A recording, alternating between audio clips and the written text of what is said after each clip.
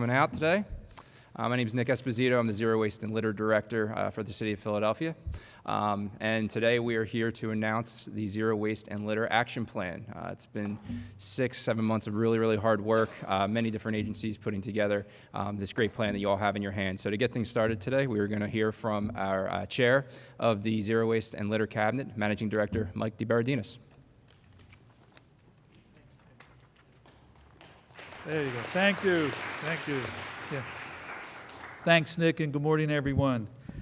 First of all, I want to thank the mayor for his support and leadership in putting this important plan together.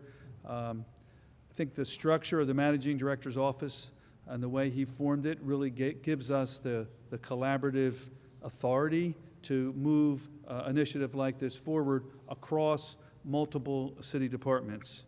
I also want to thank Council President Clark for his support in this effort. Him and his staff have been very supportive and involved in creating the plan. Why is this plan important? I think for a couple of very sort of fundamental reasons. First of all, it seeks to not only clean up all the neighborhoods in this city and do that in the smartest way possible with using the best technology in that effort. You'll hear more about that. But it also seeks to not only reduce litter, but to reduce our waste stream. And that's really important both for the competitiveness of the city, and also for our efforts to be one of the greenest and most sustainable cities in all of America. And I think finally it's important, and we can't diminish this, this effort will not succeed in reducing waste and reducing litter unless we connect to the communities across the city. And embedded in this is a thoughtful approach to engage citizens in that work, in that important work. So I'm very excited to be part of this, very excited that the Managing Director's Office will be leading this effort, and I look forward, and you'll hear the details of this as the press conference goes on. But I think this fits in very nicely to our work around sustainability, with our continued work with Green Plan and our continued work with the Streets Department across the city in not only cleaning up our vacant lots, not only in fighting short dumping, but also radically reducing our waste stream. Thank you very much. I'll introduce, I thought you were okay. Anyway, it's my pleasure to introduce the mayor, Mayor Jim Kenney.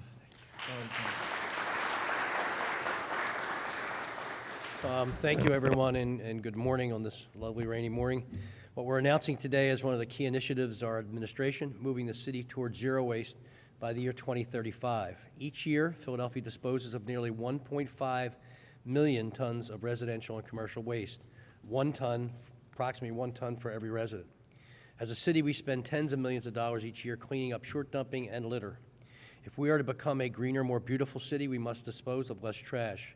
We must recycle and reuse more, and we must embrace new approaches to this long-running issue. The plan we're releasing today shows how all of this can be achieved by 2035. In doing so, we join other major U.S. cities such as Los Angeles, New York, and Atlanta, to name just a few. We want to provide all of our residents in every neighborhood with the opportunity to have access to the resources and programs to keep their city and neighborhoods clean.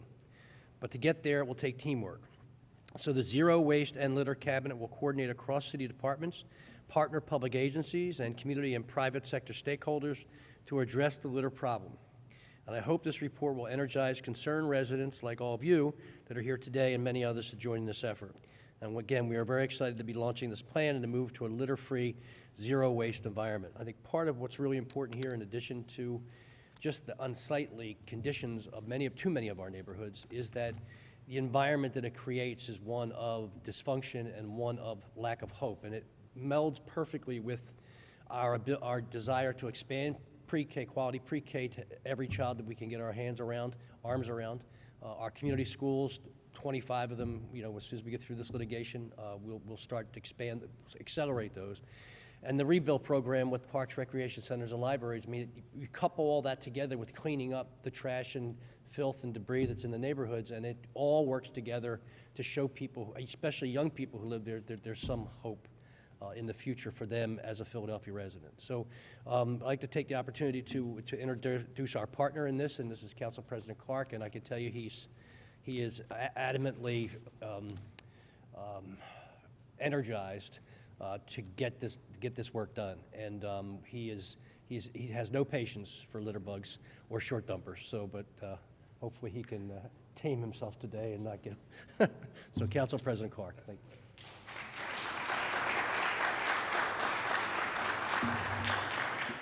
Thank you, Mayor. Thank you for those kind words. I will try my best to tamp it down. First of all, I want to thank everybody involved in this process. And sometimes when you talk about zero waste and you figure, oh, okay, just put the recycling can out and, don't litter.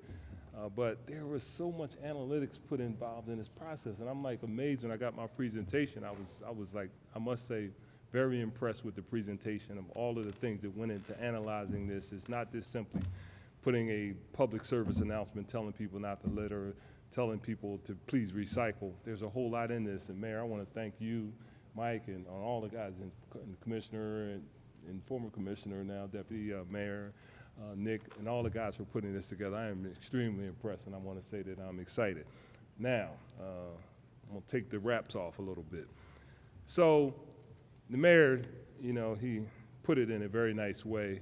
The simple reality is that a lifelong Philadelphian, the history associated with our city and how people felt about their neighborhoods over the years. And frankly, I see now, with respect to some of the littering and some of the other activities, that it's just not the same. I can recall on Saturday mornings and they had nice and tidy, but we've gotten away from that. We've gotten into this culture where it's okay to drive down the street and throw the trash out the window of a car, all right? Where it's okay to come out of the store and throw the trash on the sidewalk, right? And I'm not saying it's everybody, it's probably a small minority, but the simple reality is that it's not sending the appropriate signal about how we should feel about our city. So I want to thank the mayor and his team for getting together and responding to my calls. I got to tell you, a few weeks ago, I called Carlton, I called the mayor, and I was ranting and raving, about this trash I saw on the corner. It's like, what is this all about? I'm screaming and hollering. I referred to the person as I sat in the car that threw the trash down on the sidewalk. Excuse me, Councilman. Yeah. There is since you haven't spoken or answered any of our demands, I'm sorry, people, we'll only be a second. Okay. We're here to deal with the death of David Jones. We're now in the 9th week, and this is a black man who was shot and murdered by a 15th District police officer, shot in the back. It's on tape.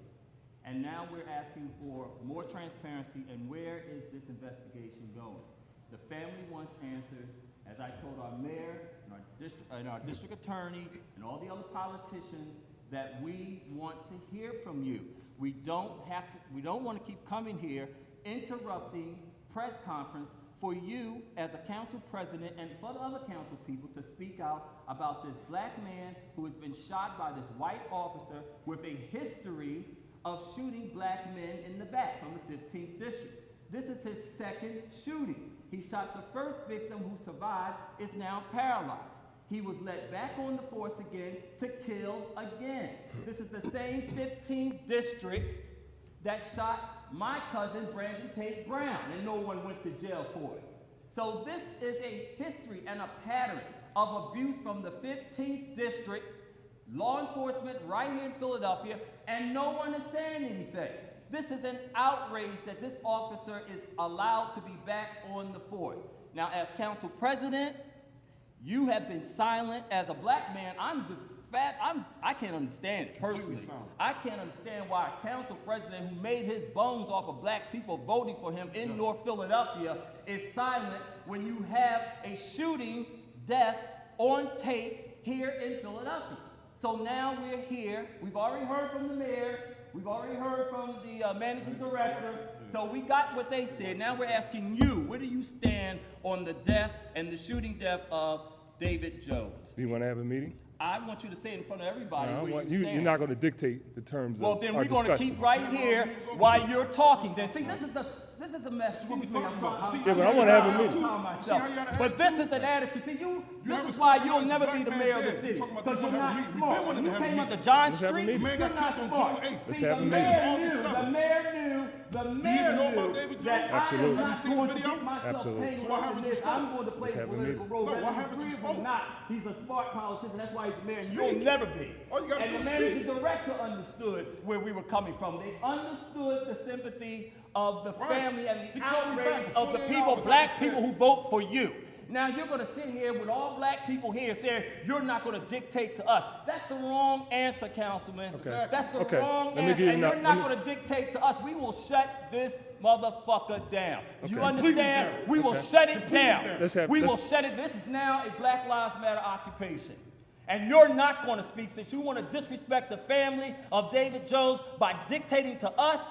That's the wrong answer, Okay, Council okay. President. Let me respond. Let me respond. So with respects to your issue, our issue, because it's our issue, I had talked to a number of individuals, starting with the police department, and have talked to the Attorney General.